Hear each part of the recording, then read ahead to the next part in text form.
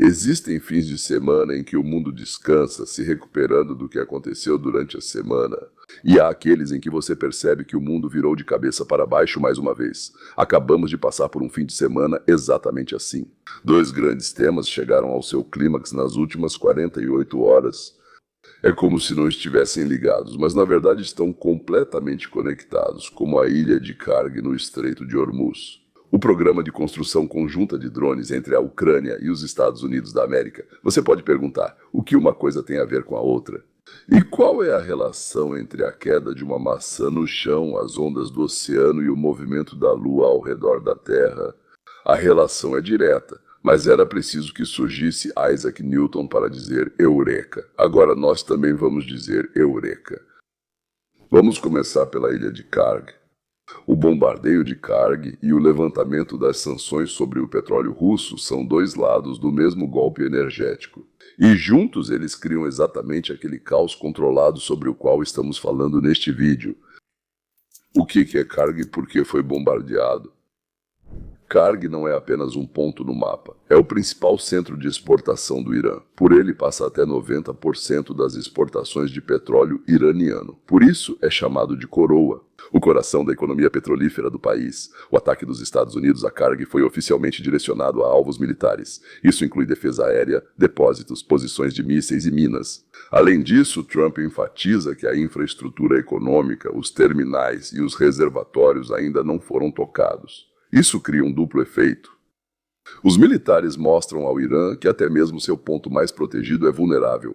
E, em segundo lugar, o mercado e o fator psicológico entendem que, se o próximo ataque atingir diretamente as instalações petrolíferas, as exportações do Irã podem desabar. Daí o salto nos preços. O petróleo supera $100 por barril, com alta acima de 40% desde o início da guerra. Ao mesmo tempo, nos Estados Unidos, as sanções ao petróleo russo estão sendo temporariamente flexibilizadas, mas de modo pontual. Estamos falando de milhões de barris que já ficaram presos no mar e que agora estão autorizados a serem vendidos, para estabilizar o mercado global. Scott Bessent destaca que essa medida é limitada, de curto prazo, e não traz um ganho financeiro significativo para a Rússia. Mas na prática isso representa uma injeção de volume adicional, justamente no momento em que o mercado está assustado com os ataques a Karg e o bloqueio de Hormuz. A combinação é a seguinte: primeiro a guerra, o bloqueio do estreito, o bombardeio de instalações militares em Karg e o medo de que amanhã já sejam incendiados os terminais. E depois a operação de resgate de Washington, reduzir parcialmente o preço do petróleo russo, liberar, permitir que ele seja vendido. Além disso, liberar a reserva estratégica para baixar o preço. Claro, a reserva naturalmente é uma reserva russa. Sim, estratégica. Essa é americana. Como resultado, o Irã fica cercado. O seu nó energético está na mira. Hormuz está em meio a um bloqueio parcial, ameaças de todos os lados. A Rússia recebe um respirador temporário na forma de permissões para exportar o petróleo já extraído. Os Estados Unidos demonstram aos aliados que só eles podem bombardear simultaneamente o principal nó do inimigo e controlar o mercado. Com a decisão sobre as sanções, e é justamente aqui que surge o principal ponto de virada para a Rússia. Agora, a Rússia está em um verdadeiro dilema. Se ela vender esse petróleo e aliviar um pouco a pressão sobre os preços, estará matando a ideia iraniana de sufocar o Ocidente com petróleo caro, para forçar o Ocidente a parar o avanço contra o Irã. Mas, ao mesmo tempo, Moscou já tem cerca de 120 a 130 milhões de barris de petróleo presos lá, que estão em petroleiros no mar. Isso é um golpe colossal. Se a Rússia decidir não vender petróleo para apoiar o Irã, seu amigo e parceiro, ela estará prejudicando a própria economia. Não recebe dinheiro, perde parte dos mercados e aumenta a pressão interna. E ajudar o Irã em seu momento de necessidade significa fazer grandes sacrifícios. O que você acha que Moscou vai escolher? É preciso facilitar sua vida imediatamente. Moscou já fez sua escolha, a Rússia já fez a sua parte. Ela vende petróleo e age em seus próprios interesses, mesmo que isso signifique de fato romper a aliança energética com o Irã. E um golpe em sua estratégia de pressão sobre o Ocidente. Amigos, o mundo está novamente à beira do abismo. Parece que estamos à beira da combinação mais imprevisível da política mundial dos últimos anos. Rússia, Estados Unidos, Irã, Israel, tudo está entrelaçado. Tão apertado assim, que uma única decisão presidencial pode explodir o mercado de energia e redesenhar o mapa do futuro. É por isso que os Estados Unidos, ao ajudar a Rússia, na verdade estão fortalecendo a si mesmos no jogo do Oriente Médio. No fim deste vídeo, você ouvirá um detalhe que pode explicar tudo. Falaremos disso mais tarde. Prometo que vai se surpreender. A guerra com o Irã. No dia 28 de fevereiro, o mundo acordou em choque. O líder espiritual do Irã, Ayatollah Ali Khamenei, está morto. Segundo dados oficiais, foi uma parada cardíaca súbita. Segundo fontes não oficiais, Estados Unidos e Israel planejaram o ataque. Dias depois, o poder vai para seu filho, Mojtaba Khamenei. Um homem duro, desconfiado, criado com a ideia de que o Irã não tem o direito de ceder nenhum centímetro ao Ocidente. A primeira decisão do novo líder de fato do país é bloquear o Estreito de Hormuz. Quem conhece geografia entende. Esse é o gargalo da artéria petrolífera do planeta. Bloquear Hormuz interrompe quase 1/5 do petróleo mundial, o que representa um grande desafio global. Então a Al Jazeera, a BBC e outros meios de comunicação mundiais informam sobre ataques massivos à ilha de Kark. Ao próprio coração petrolífero do Irã, o Irã responde de forma dura: não pedimos trégua e não pretendemos recuar. Estamos prontos para lutar o tempo que for necessário. Bem, se isso é verdade ou não, vamos descobrir muito em breve. Sem entrar oficialmente em uma guerra em grande escala, Washington ganha a oportunidade de enfraquecer o Irã, arrastá-lo para conflitos exaustivos e, ao mesmo tempo, fortalecer sua influência na região. Mas há problemas. Os preços do petróleo, eles estão disparando, todos temem um choque do petróleo, o que significa que a pressão política está aumentando. O choque do petróleo e a decisão de Trump. Cada novo ataque ao Karg é mais alguns dólares por barril. Cada explosão na costa iraniana é 1.000 novas manchetes sobre pânico do petróleo. Nos primeiros dias de março, o barril de petróleo dispara, ultrapassando a marca de $130. O mercado está febril, a bolsa está tremendo, a Europa está em pânico. Mais de 120 milhões de barris de petróleo russo ficaram presos no mar, sob sanções, sem compradores. Petroleiros atrás de petroleiros estão ancorados, sem saber para onde ir. E então, de repente, sai um decreto. Trump suspende parte das sanções sobre o fornecimento de energia russa. O mundo aceita. Suspender as sanções contra a Rússia faz sentido mesmo com a guerra na Ucrânia em andamento e o conflito com o Irã crescendo. Mas se olharmos mais a fundo, o passo se revela friamente racional. Seu foco é salvar a economia mundial, especialmente a dos aliados dos Estados Unidos. Os americanos liberam o petróleo russo não por simpatia a Putin, mas porque sem esses volumes o mercado global não aguentaria. É uma operação cirúrgica delicada no corpo vivo da economia mundial.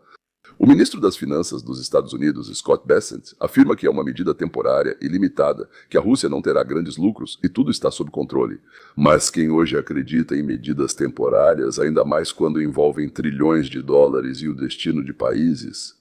Os líderes europeus falam sobre a sabotagem do regime de sanções, sobre um sinal errado para Moscou. A Alemanha acusa os Estados Unidos de traição aos princípios. Neste caso, a França exige uma discussão de emergência. Donald Trump responde com muita calma. Isso ajuda a manter os preços sob controle. Então não agradeçam. À primeira vista tudo parece lógico, mas os analistas já enxergam mais. Esse passo muda o próprio equilíbrio da guerra e da pressão. A América dá à Rússia um fôlego econômico, mas em troca de cooperação informal e previsibilidade no bloco energético contra o Irã. Os Estados Unidos estabilizam o mercado, o Irã perde as últimas alavancas de pressão. E a Rússia ganha um respiro, pequeno, mas estrategicamente importante para ela. Amigos, se vocês assistiram até aqui, significa que realmente querem entender o que está acontecendo e não viver de manchetes e clichês.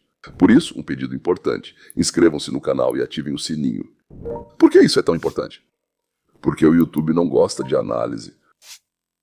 Ele não gosta de análise política. Sem a sua atividade, esses vídeos simplesmente não são mostrados para quem realmente precisa deles. O seu like, comentário e inscrição não são apenas um botão, são um sinal. As pessoas valorizam a análise, não a propaganda. Ao apoiar o canal, você nos ajuda a permanecer independentes, sem patrocinadores, sem roteiros e sem filtros. E ainda temos temas mais difíceis pela frente: os acordos secretos de Trump, o papel da China nesse jogo energético e por que a Europa hoje, bem, provavelmente está na posição mais fraca em que esteve nos últimos, digamos, 30 anos, não vamos exagerar mais do que isso. Mas isso provavelmente fica para os próximos episódios. O que isso significa para a Ucrânia? Agora, sobre o que preocupa muitos de vocês, a Ucrânia. O ministro da Defesa da Alemanha disse claramente: agora a Rússia terá mais dinheiro. E ele está certo, claro, ele está certo. A suspensão das sanções do setor de energia, mesmo que temporária, dá a Moscou um recurso. E recurso é uma arma. É a possibilidade de manter a linha de frente, pagar os militares, comprar munições, reunir novas forças. A única alavanca séria de pressão que o Ocidente teve nos últimos 2 anos está enfraquecendo. Então, os Estados Unidos... Parte das sanções é retirada, o petróleo volta a circular, a Rússia ganha fôlego, o Irã é pressionado dos dois lados, parece um caos. Na verdade, como já dissemos, esse é um caos controlado. Se você perguntar quem ganhou, a maioria vai dizer, bem, provavelmente a Rússia, porque recebeu mais dinheiro. Não, senhores, não foi a Rússia. Na verdade, quem ganha é quem desempenha o papel de maestro global. Cada dia de guerra na região fortalece a posição dos Estados Unidos e não do Irã. A questão é apenas o preço. Os mercados se estabilizam, mas o mundo se torna ainda mais dependente das decisões de um único centro. O verdadeiro vencedor é aquele que aprendeu a lucrar com o caos. Aquele que controla não tanques, mas fluxos de dinheiro, petróleo, informação. Aquele que não apenas reage à crise, mas a inclui antecipadamente em seu próprio roteiro. E é aqui que chegamos à conclusão mais desagradável. O levantamento das sanções sobre o petróleo russo não é um gesto de boa vontade nem fraqueza. Esse é um movimento em um jogo muito maior. Os Estados Unidos, ao mesmo tempo, derrubam os preços e salvam sua própria economia. Enfraquecem o Irã, tirando dele sua principal carta energética e, ao mesmo tempo, dão à Rússia oxigênio suficiente para depois negociar com ela a partir de uma posição de força. Esse efeito triplo é justamente o tal grande plano. Um plano no qual a Ucrânia, o Irã, a Europa e até mesmo a Rússia não são jogadores, mas peças, e o verdadeiro jogador está sentado à mesa movendo os preços do petróleo como peões no tabuleiro. E o mais interessante é que já sabemos o nome desse jogador. Veja como tudo está conectado: o bloqueio de Hormuz, o bombardeio da Ilha-Chave, o pânico do petróleo e depois um resgate repentino na forma de suspensão das sanções. Senhores, isso não é uma cadeia de coincidências? É uma sequência de movimentos bem planejados, onde cada explosão e cada decreto tem valor porque jogam para o mesmo lado. O jogo do controle sobre a energia e o medo. Vejam como tudo está conectado. O bloqueio de Hormuz, o bombardeio da ilha estratégica, o pânico do petróleo e depois um resgate repentino, na forma de suspensão das sanções. Isso não é uma cadeia de coincidências. É uma sequência de movimentos onde cada explosão e cada decreto jogam para o mesmo lado. O jogo do controle sobre a energia e pelo medo. Agora, veja como isso se conecta de forma impressionante com outro tema, um tema chamado drones.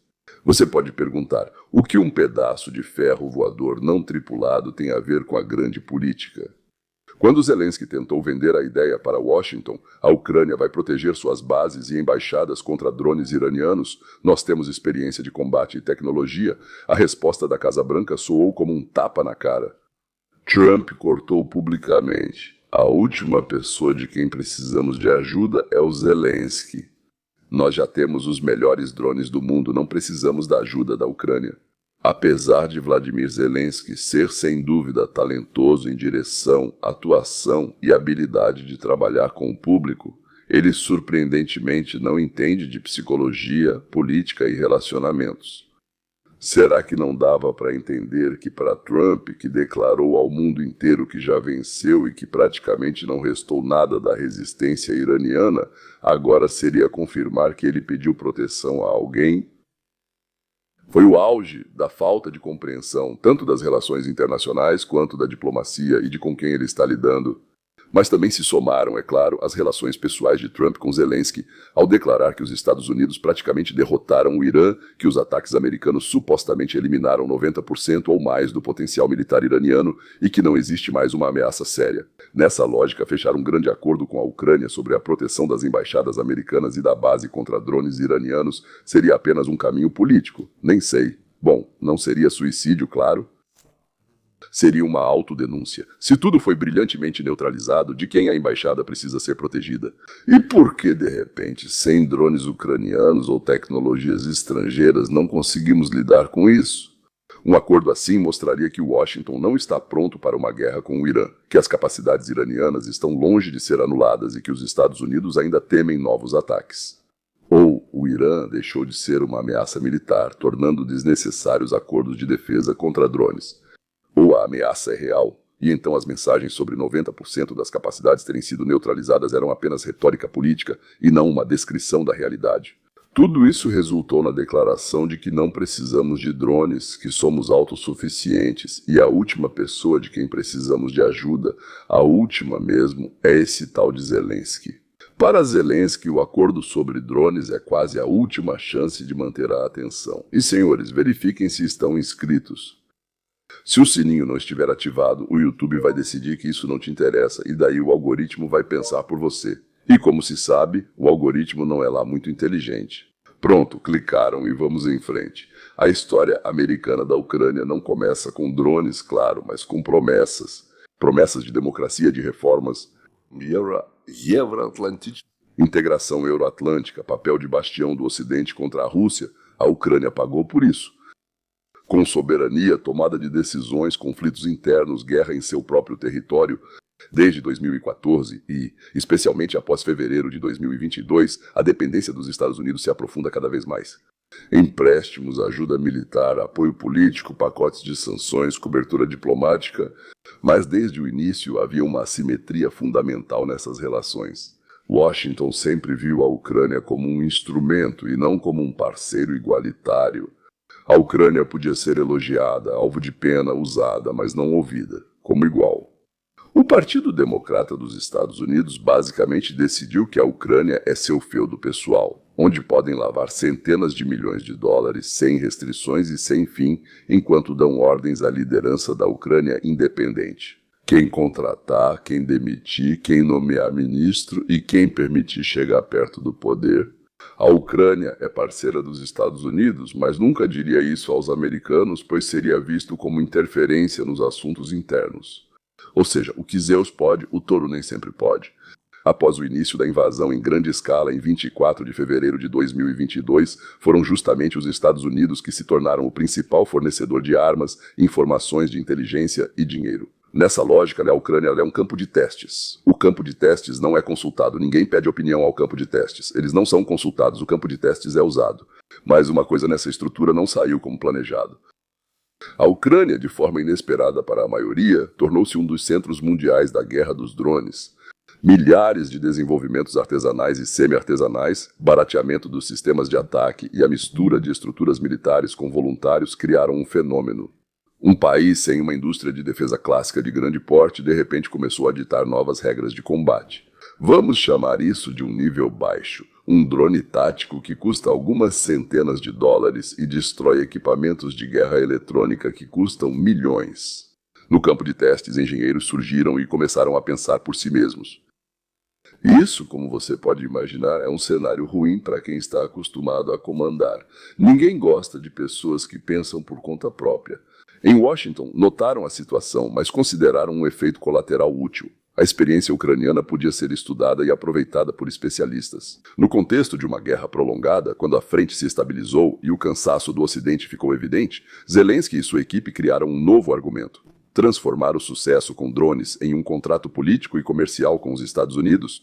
Muito bom, uma ótima ideia. A lógica, como se diz, era simples. A Ucrânia afirma ser líder no uso de drones no campo de batalha.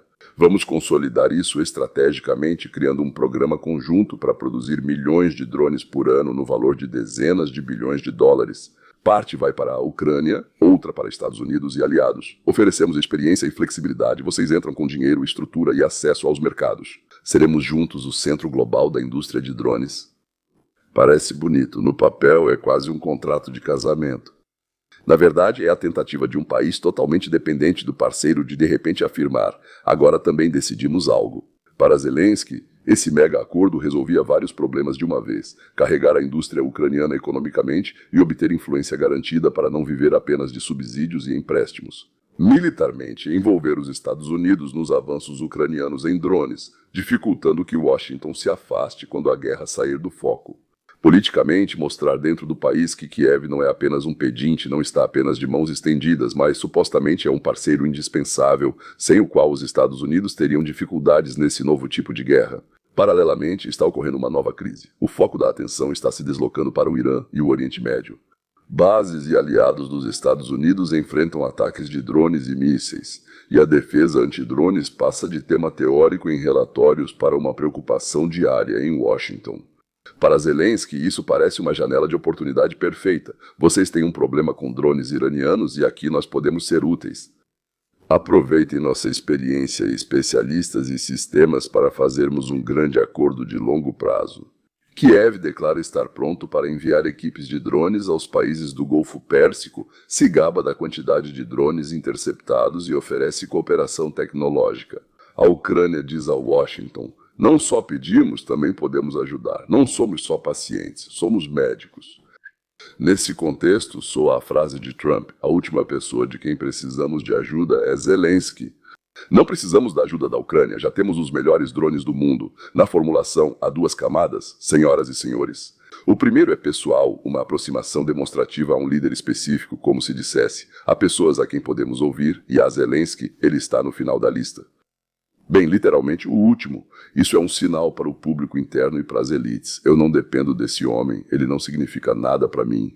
O segundo nível é sistêmico, é recusar reconhecer a Ucrânia como sujeito em tecnologia. Trump poderia dizer: obrigado pela experiência, vamos considerar. E ao mesmo tempo não assumir nenhum compromisso. Mas ele escolhe a forma, cria a própria ideia de ajuda ucraniana à América. A mensagem é a seguinte: os Estados Unidos não precisam dos drones ucranianos como um elemento vital de sua defesa. A Ucrânia pode ser um campo de testes, uma imagem nas notícias, mas não um parceiro que, conhecendo-o, imediatamente começará a ditar condições. O charme especial da situação é que a Ucrânia não pode responder de forma dura. Qualquer reação brusca, qualquer insinuação de ofensa, corre o risco de minar o apoio que já está desgastado. Ou fingem que nada de grave aconteceu, ou falam sobre um mal-entendido, uma formulação infeliz, sobre o fato de que o mais importante é a cooperação prática, tradução do diplomático. Fomos humilhados publicamente, mas vamos fingir que não percebemos porque não temos outra fonte de oxigênio. Afinal, a dependência não desaparece. 4º ano de guerra em grande escala. Guerra em larga escala, a Ucrânia vive de ajuda externa, desde o fornecimento de armas até dinheiro direto no orçamento. Quando você depende de alguém que declara publicamente que você é o último de quem precisam de ajuda, isso cria uma hierarquia muito rígida. No topo estão os Estados Unidos, abaixo vêm os aliados, depois os clientes, e só na base estão aqueles que podem ser humilhados sem consequências e até servir para ganhar pontos políticos com isso. Mesmo assim, a ideia de um mega acordo sobre drones continua atraindo Kiev. Para as autoridades ucranianas, essa é uma chance de garantir seu lugar na nova arquitetura militar, tornar-se algo como um segundo Israel, fornecedor de experiência em combate e tecnologias por segurança e dinheiro. Mas há uma diferença fundamental. Israel construiu sua relação com Washington em décadas, apoiando-se em um lobby forte em sua própria base tecnológica e na capacidade de dizer não em questões-chave. Senhoras e senhores, nosso canal oferece um nível fechado especial para apoiadores a partir de cerca de $4 por mês com vídeos exclusivos para patrocinadores. Parte do material é feita exclusivamente para eles e uma parte aparece primeiro lá e só depois vai para o acesso aberto no canal principal. Lá eu posso me permitir ainda mais detalhes, números, nomes e formulações diretas do que no YouTube no conteúdo geral. Se o que você ouvir aqui não for suficiente, confira abaixo do vídeo onde há um botão. A história sobre drones, na verdade, é uma história sobre dependência. Enquanto a Ucrânia continuar totalmente dependente do sistema militar e financeiro americano, qualquer programa conjunto será construído com base em um único princípio. Um manda, o outro agradece. Obrigado por ouvirem. Obrigado por não esquecerem, voltem sempre.